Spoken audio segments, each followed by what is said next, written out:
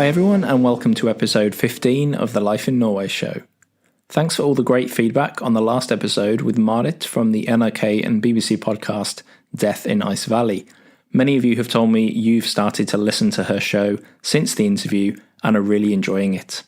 Today, I'm joined by Kelsey Barnhill, an American student living here in Norway. She has written previously about her university experiences on the Life in Norway website, but today we're going to dive a little deeper. That's because most days I get questions from international students who are considering applying to a Norwegian university, but because I've never personally studied here, I've asked Kelsey on the show to talk about her experiences in more detail and see what advice she has for people considering studying here. You'll hear what the day-to-day university experience is like for a master's student and discover how Kelsey is able to afford the cost of living in Norway as a student. You can read Kelsey's previous articles and find out more information on what we discussed today on the show notes page. Simply head over to lifeinnorway.net/podcast and look for episode 15. Happy listening.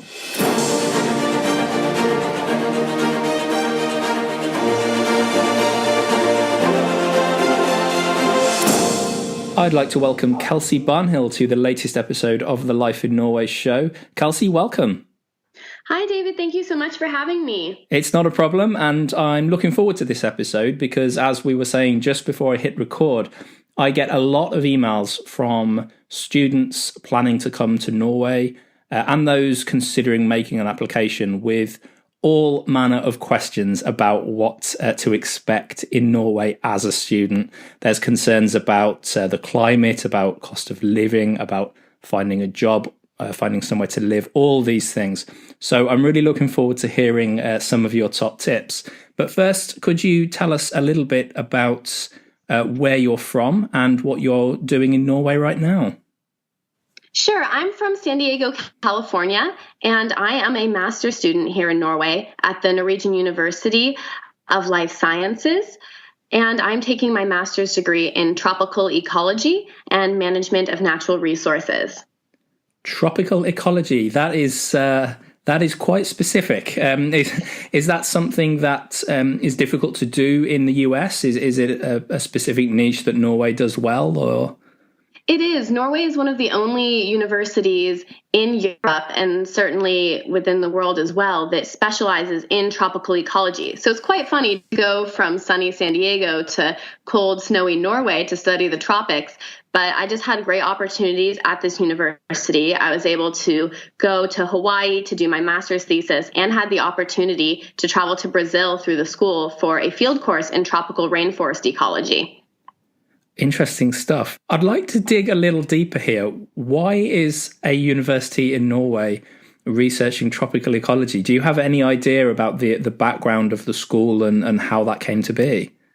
I do. So Norway is one of the world's largest contributors to the Amazon Fund. So the Norwegian government donates a great deal of money to save and protect the Amazon. And as such, there are lots of NGOs and also governmental organizations which donate to further Norwegian research in the Amazon. So there's many professors that are really experts in this field that are in Norway and specifically at my university. That is fascinating stuff. So you were interested in this topic to study at master's level. Did you have a choice of places to go in the world? And if so, what was it specifically that made you choose Norway? So I applied to a few different master's programs, and I ended up coming to Norway because it was, first of all, free. And as an American, it is very rare to come across a master's program that you will be fully funded for. So I was very excited about the prospect of coming to Norway, where I knew that there would not be any tuition. And secondly, I have a Norwegian boyfriend I met when he came to the United States to study abroad there. And after we met, I went and studied abroad in Norway for one semester. And while I was studying in Norway for that semester, that's when I was applying to master's degrees. And that's when I really decided that, I wanted to stay here, not only pursue that relationship, but also take advantage of that free education. Okay, that makes sense. So, given that you spent some months in Norway before you actually applied for the Masters, what were your first impressions of the country? So this is going to sound quite strange, but my first impression of Norway was I got picked up from the airport by my boyfriend, and in the car he had the radio on, and I was very surprised that so many songs were in Norwegian and that all the speaking on the radio was done in Norwegian, because to me, I'd been speaking English with my boyfriend for the past 6 months before coming to Norway. And I knew he had perfect English. The other Norwegians I knew also spoke perfect English. I knew everyone could understand English. So it surprised me that even though everyone understands English and there's already so many great radio programs from the United States, from England, that they were streaming over the radio in Norwegian. And it seems quite funny because, of course, that's their first language. That's what they like to speak in and communicate in. But to me, I really expected it to be in English for some reason. And I lived in Spain before, and so there everything was done in Spanish on the radio, but that wasn't surprising to me because many people in Spain, including the students, including professors, could not speak English that well. So to me, I was just a bit taken off guard when I came to Norway and everything was in Norwegian. That's interesting. So did you then make the decision that, okay, if I move to Norway for a couple of years to undertake a master's, I am going to have to learn Norwegian? Was that the moment? Yes, I think it was. I'd really assumed that I could get by with just speaking English, but once I realized all the signs are in Norwegian, everything on the radio, everything in the supermarket, that's when I really thought, okay, I'm going to need to be serious about learning this language. Good stuff. Okay, you've mentioned already, Kelsey, that one of the principal attractions of studying at master's level in Norway is the free tuition. And of course, that applies to Norwegians and it also applies to international students. What are some of the other differences between attending a university in the US and attending a university in Norway? First and foremost, is the education equivalent? Is a master's degree in Norway the same as a master's degree in the US? So the master's degrees in Norway will be equivalent to a United States master's degree, but just the way that they're structured is a bit differently. First of all, if you're coming for a bachelor's degree, that will only be 3 years in Norway, where it is 4 years in the United States. A master's will be 2 years in both places. However, in the United States, you start working on your master's thesis from the first day that you get on campus, where in Norway, you take courses the first year, and then the second year is when you start working on your master's thesis. So that was nice for someone like me who had some interest but wasn't specific, didn't know exactly what I wanted to focus my thesis on. It was nice to have 1 year to take some courses, get to know the professors, learn about ongoing projects, and then select my thesis from there. So that was one aspect that I really did like about the Norwegian universities that was different from the United States. Okay. Also, there's more work-life balance in Norway. In the United States, when you go to university, almost everyone is living on campus. They're spending all their time at that school, and you're spending a lot of time on schoolwork. However, in Norway, there's more time to be flexible, have part-time jobs, have hobbies, be part of a club.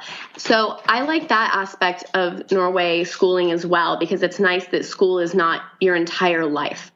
So all the movies we see from Hollywood with American students stressed out, buried in their books over weekends, and that style of campus college life, that's all true?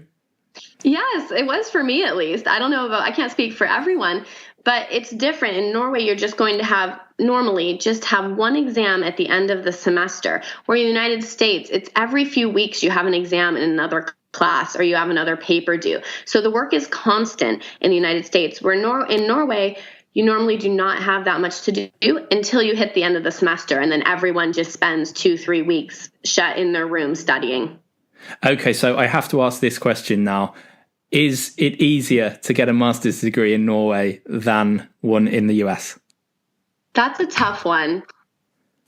I do think it's easier to get a master's degree in Norway. And that's because so many Norwegians and so much of the Norwegian population does go on to their master's. It's almost like that is the common degree. Everyone goes to school to get their bachelor's, but then they continue on to master's and they know they will do that. Where in the United States, not so many people go on to get their master's. It's more common to just have a bachelor's. So it's harder to get into a master's program in the United States, first and foremost. And second of all, it's much more research focused and much more focused on that thesis, where in Norway, you can also take masters, which are just coursework, and you're not going to have this big, huge research project. Sure thing. And that's a really important point to note, I think. Regular listeners will know we just published a book called How to Find a Job in Norway. And one of the points we make in that book is that an international person, not just a student coming to Norway, will really struggle to stand out when it comes to education here, simply because so many people have master's degrees in this country. I don't know whether it's the highest in the world, but it must be right up there on the charts. It's just incredibly normal to have a master's degree. So if you're coming from a country where doing a master's degree is a major accomplishment, then you might be somewhat disoriented when you arrive here in Norway. Anyway, outside the university bubble, Kelsey, what are some of the biggest differences you found between the US and life here in Norway? Well, coming from San Diego, the biggest thing that stuck out to me was the weather. I'd lived in some cold places before, but not so far north as Norway. So that was really shocking to me, just having to put on gloves to drive a car because your steering wheel is so cold. That's something I never would have imagined. Also, the prices were a big shock for me as well. I've come from California, which is one of the more expensive states in the United States. So I was used to having prices be a bit more elevated than elsewhere. But I was quite shocked when I came to Norway and realized that you can end up paying the equivalent of $10 for a beer. That was quite surprising to me. I think one of the good differences was within public transportation. It's so much better here in Norway. There's a lot more train systems, bus systems. In Oslo and in city centers, they will have underground. So it's a lot easier to get around and be able to move within the country. So I think that's a really nice difference between the two. And then, of course, how could I speak about the differences without mentioning the universal health care? It's so nice to know if I get sick, if I'm not feeling well, if something is a bit of an issue, I can just go to the doctor. I can go to the hospital. If I go to the hospital and if it's an emergency, then it's free. And if I go to the doctors, it's going to be around $25. So it's really nice to not be worried about finances when it comes to my health. Sure thing. And that's a pretty hot topic, not just in the US, but in many countries around the world right now, of course. And the Norway model is often pointed towards as an example. So it's interesting that you pick that one out there. Okay, moving on. As I've said already in the introduction, we do get many questions from international students wanting to study in Norway. And many of those are worried about the cost of living. Now, this seems a bit of a paradox because we've talked about how the education is free. But so can you give us an idea of how much an international student really needs to live on, given that the education is free, but the cost of living is high? Yes. So before I even talk about just the general cost of living, I have to say and make it quite clear that regardless of how much money you actually think you will need to survive on, you have to, when applying for a residence permit, you have to show that you have over 116,000 kroners in a bank account, or that you will earn that in a year in work contracts. And that is around $14,000 that you must have in an account every year to first get the first residence permit and then renew. Furthermore, the price just to apply, not even to get your permit, but just to have the opportunity to apply to come for a residence permit, that is over 5,000 kroners. That is around $635. So we're not talking about small amounts of money here. These are big amounts of money that the government needs to see that you have or will earn through a job contract. So that being said, I've never actually needed that much money. I'm not living in a city center like Oslo. I live south of it in a little town called Moss, so my expenses are not as high as someone who's living in a city center. And also, I live with my boyfriend, so we're splitting costs on rent. So my expenses are not as high as some other people's. Also, I've really cut down. I don't go out to eat as much as I did in the United States. It's very rare for me to go out to eat. So I do not have that high of expenses. And I would say that every year when I go to renew, I probably have around 30 to 50,000 kroners still left over from the previous year. So that being said, you can get by with less money than you need to show the government, but at some point you need to have that money in an account.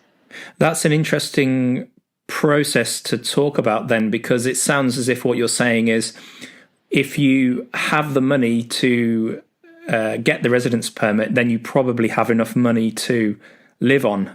Is it too simplistic to say that? No, absolutely. The money that you need to prove to have the residence permit, that is more than sufficient to get you through the year. Okay, good stuff. Well, you said that you don't necessarily have to have the money, but that you can also prove to the authorities that you will be earning that amount through the year to come. So with that in mind, is getting a part-time job essential for most international students in order to fund their stay here in Norway? So I've been very fortunate to have gotten some part-time jobs while being here in Norway. And most international students come here with that goal, but it's very hard to actually get these part-time jobs. Your skill of speaking English is no longer a special skill because everyone here speaks English, and so many jobs want you to speak Norwegian. So if you can get that part-time job, then that's great. And I'm so happy I have my part-time job now. It means that when it comes up for renewal again, I don't need to ask to borrow money from my parents or take out money from my American savings account. I already have that money in an account, or I can present my job contract. And also, I would say that when you're working here in Norway, once you find that part-time job, they're quite well paid. The minimum you'll probably start at is around $20 an hour. The lowest I've ever heard anyone getting is around 150 kroners an hour. So just with that money, if you are working the full 20 hours a week, which is the maximum you're allowed to work here in Norway, then that is enough money to cover your expenses here. However, it's very unlikely to actually be working the full 20 hours a week. I am now, but that's after 2 years in Norway. At the start, I did not have a job for the first year. And then after that year, first I was working 10 hours a week, and then I slowly went up and up as I was given more work responsibilities.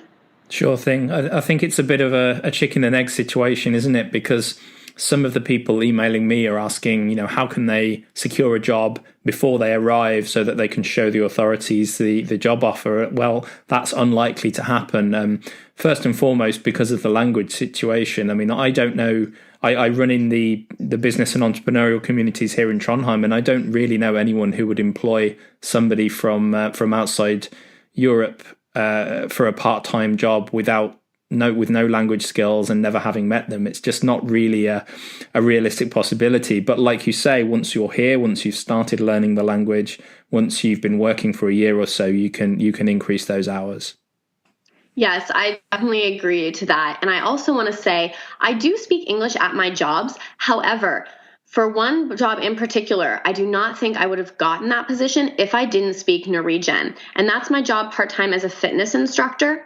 I found the job online. The posting was in Norwegian. The online application was in Norwegian. I applied, wrote my cover letter, had my resume in Norwegian. And then when I came in, my interview was also in Norwegian. And this was something that I had done just 6 months after coming to the country. I was suddenly having to sit down and speak Norwegian during an interview. So that was something I was quite scared about, but they appreciated my effort. They saw that I was trying. And then at the end, they said, we would like to offer you the job. And it's okay if you speak English when you teach your fitness classes. But that being said, I do not think my boss would have been comfortable holding the interview in English. And I don't think they would have looked at my application if I'd sent in my resume in English. I think I agree 100% with what you've just said. That's a really interesting point. Do you now teach your classes in English, or do you do that in Norwegian? I still teach my fitness classes in English just because I think it's very hard to work out and think in another language at the same time. But I do use some Norwegian words when I say, okay, we're going to go to the other side, or I say last time. I'll say bra jobb and do some encouragement in Norwegians. But in general, I am speaking in English. That sounds really intriguing. So, Kelsey, learning Norwegian, I assume, given that you have a Norwegian boyfriend, that the road to learning Norwegian has been somewhat easier for you than it may be for another international student who's moving to Norway for the first time. But with that in mind, do you have any tips for a new student as to how to go about learning the language? Yeah, absolutely. I was very lucky that my boyfriend was Norwegian. However, we don't speak Norwegian together that much. What has been helpful is that his family will speak Norwegian with me. So, for example, his 80-year-old grandmother, her English is not very good. So we'll always speak Norwegian together, and that's been a great way to practice. So if you can ever volunteer in an old folks home, those are people who aren't going to just switch over to English for you. A lot of them do not know any English. So that's an opportunity to improve your Norwegian. And I found her to be so patient, and it was great to hear about her life when she was a young girl and her travels. So that was something I can definitely recommend. Also, and this is another similarity that I think people don't notice between Norway and the United States, and that's that at certain universities in Norway, they actually have sororities and fraternities. Now, this isn't like the Greek system in the United States, but these are different student societies that are on campus that you can join. So I actually joined it's called a forening in Norwegian. I joined one of the sororities for girls. And this sorority is called Feminine Fornem, and I am the only international student in that sorority. So when I tried out for it, I again was speaking some basic Norwegian, and for that reason, they decided to let me in because they could see that I was an international student who actually wanted to learn the language. And that was something they really appreciated and that they didn't see in other international students, is so many international students after the first few months, they realized, oh, everyone just speaks English. I can probably just keep speaking English and not learn Norwegian. And when you do that, other Norwegian students are not going to really want to include you.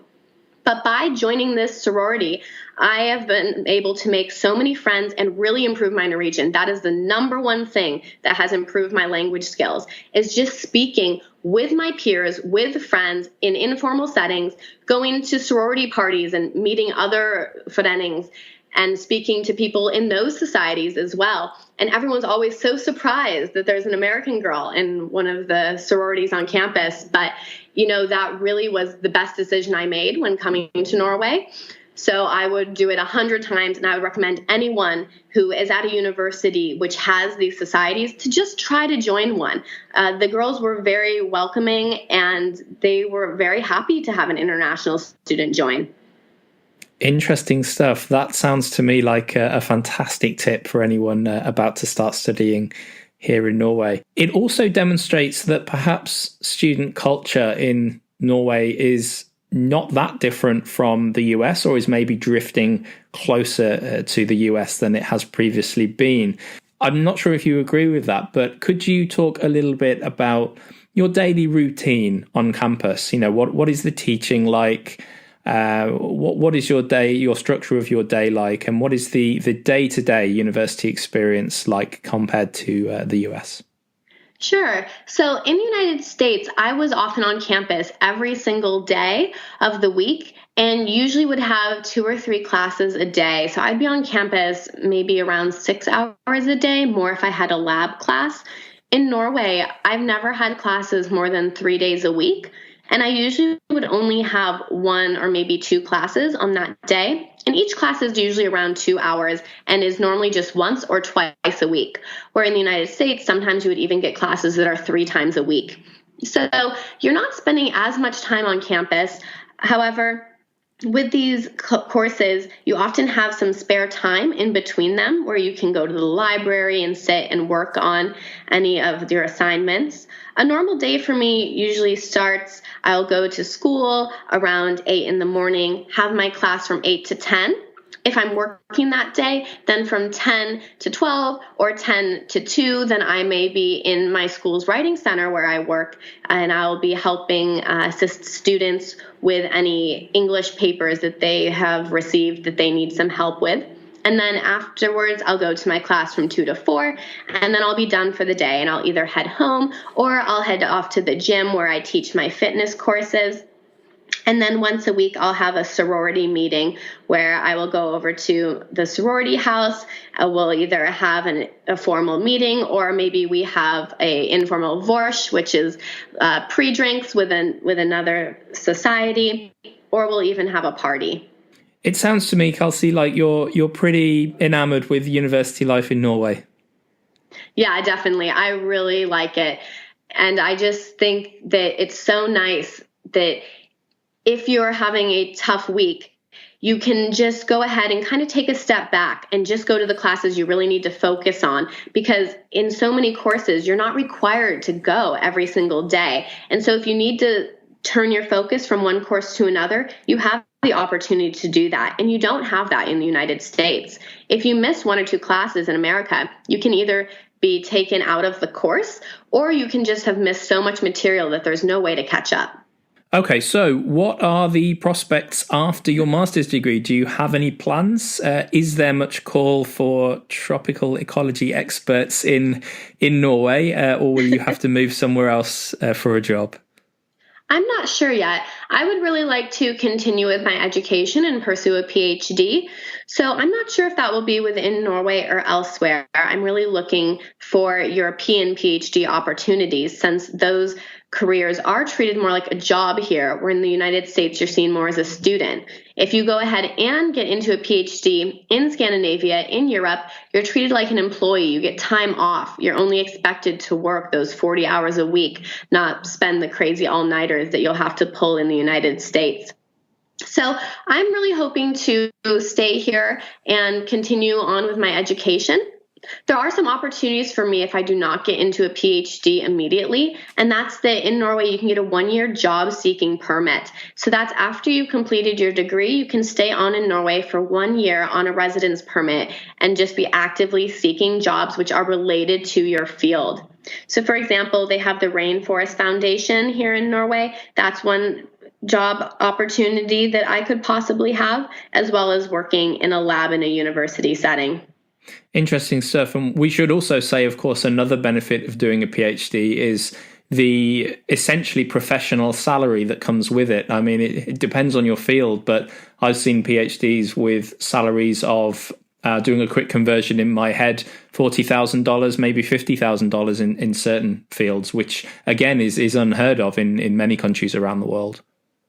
Yes, that's a huge benefit. And also, just as a woman, it's nice to know that when this is treated as a career, if I decide to have kids, that would include a maternity leave within that PhD contract.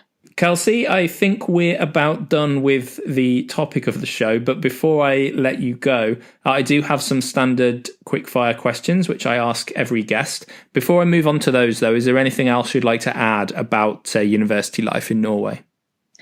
I just want to say that if you're really passionate about coming to Norway and you think a university is a good fit for you, I think you should apply. There's no harm in it. They're quite competitive, so it can feel really great to just know you got into a program here and then think about the financials at that point once you have been accepted. And remember, December 1st is the deadline for many universities in Norway.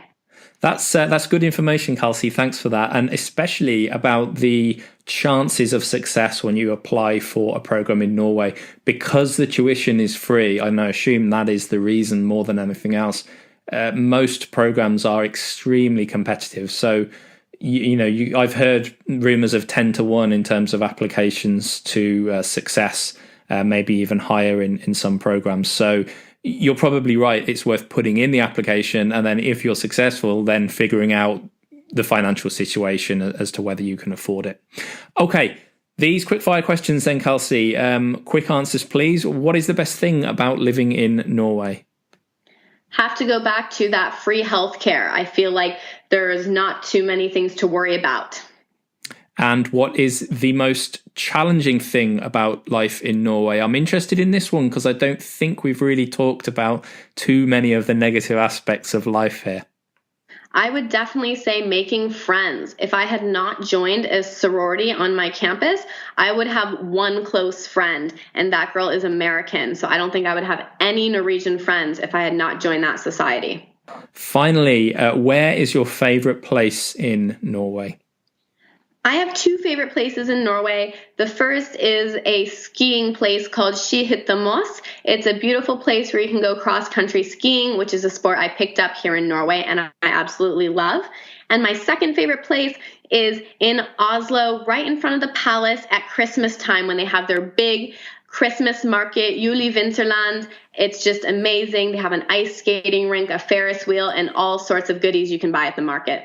That is a great shout. The Christmas markets in Norway are certainly something special compared to the ones I went to in Britain, chiefly because it's cold and there's often a lot of snow around at the time, so it just adds to the festive spectacle. Kelsey, thank you very much. What we haven't mentioned is that you're actually an author on life in Norway. You've wrote several articles about student life in Norway, so I'll include links to those articles in the show notes. But is there anywhere else that people can go to find out a bit more about you? Do you have a website or anything like that? No, I don't at this moment. Okay, then I'll include those links in the show notes page, and you can go read those articles if you want more information about some of the topics we've discussed today. Kelsey, thanks so much for joining us. Thank you so much for having me. I hope this was helpful to anyone who's thinking about coming to Norway for education.